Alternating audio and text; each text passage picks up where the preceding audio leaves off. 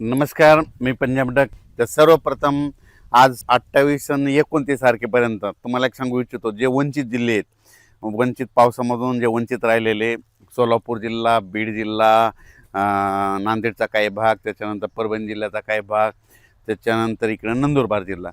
तर ह्या जिल्ह्यातल्या म्हणजे 5 जिल्ह्याला सांगू इच्छितो की परभणी जिल्हा, नांदेड जिल्हा, धाराशिव, सोलापूर आज म्हणजे दुपारनंतर म्हणजे दुपारपर्यंत ऊन पडेल, पण दुपारच्या नंतर 3-3:30च्या नंतर मग काय होणार आहे, काळकुट्ट आभाळ येईल आणि मग ह्या 5-6 जिल्ह्यामध्ये जवळपास 27, 28 आणि 29 तारखेपर्यंत अर्ध्या घंट्याचा 1 तासाचा जोराचा पाऊस पडणार आहे, म्हणून हा अंदाज लक्षात घ्यायचा. त्याच्यानंतर मग राज्यात आता परिस्थिती कशी राहणार आहे, तर राज्यातल्या सर्व शेतकऱ्याला सांगू इच्छितो की सर्वप्रथम मराठवाड्याची जे तहान भागवणारं धरण आहे ते जायकवाडी धरण म्हणजे नाथसागर. तर आजच्यानं कंप्लीट सकाळच्या अपडेटनुसार ते 54% झालं आहे. तर मराठवाड्यातले जे तहान भागवणारे जायकवाडी धरण आहे उद्यापर्यंत ते 62% जाईल, कारण की आज 60,000 क्युसेसनं पाणी चालू आहे. तर 62,000पर्यंत जाणार आहे, म्हणून हा अंदाज सर्व शेतकऱ्यांनी लक्षात घ्यायचा.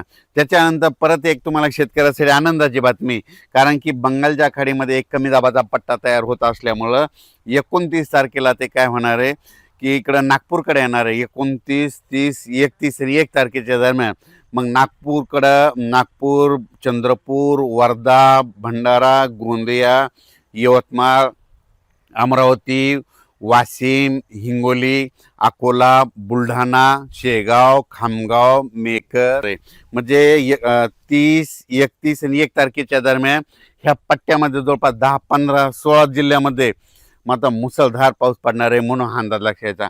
परत सांगतो मुसळधार पाऊस कसा पडणार आहे.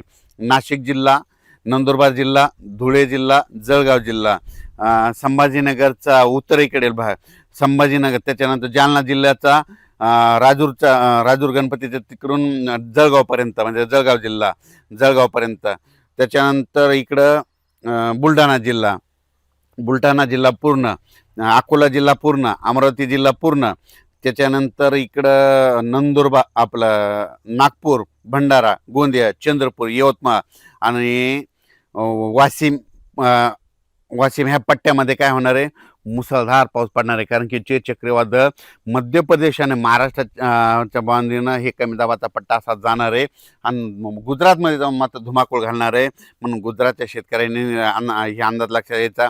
मध्य प्रदेशच्या बुरहानपूर खांडवा शेतकऱ्यांनी अंदाज लक्षात घ्यायचा. त्याच्यानंतर तिकडं पाऊस पडत असल्यामुळे जे बुलढाणा जिल्ह्यातले कॅचमेंट एरियातले जे छोटे छोटे धरणं आहेत त्या धरणात तलावात पाणी येणार आहे. बुलढाणा जिल्ह्यासाठी आनंदाची बातमी. अकोला जिल्हा, अमरावती जिल्हा, वर्धा जिल्हा, भंडारा जिल्हा, संपूर्ण जिल्ह्यासाठी आनंदाची बातमी. पण ते तिकडं पाऊस पडत असल्यामुळे परभणी जिल्हा, नांदेड जिल्हा, त्याच्यानंतर लातूर जिल्हा, धाराशिव जिल्हा, बीड जिल्हा आणि जालना जिल्ह्यात इकडं देखील काय होणार आहे, म्हणजे ह्या 3 दिवसात म्हणजे 27, 28, 29 पाऊस पडणार आहे. पण 30, 31 आणि 1 तारखेच्या दरम्यान परभणी, हिंगोली, नांदेड, लातूर, धाराशिव, बीड आणि संभाजीनगर जिल्ह्यात देखील जोराचा पाऊस पडणार आहे, म्हणून हे परभणी जिल्ह्यातल्या शेतकऱ्यांसाठी आनंदाची बातमी.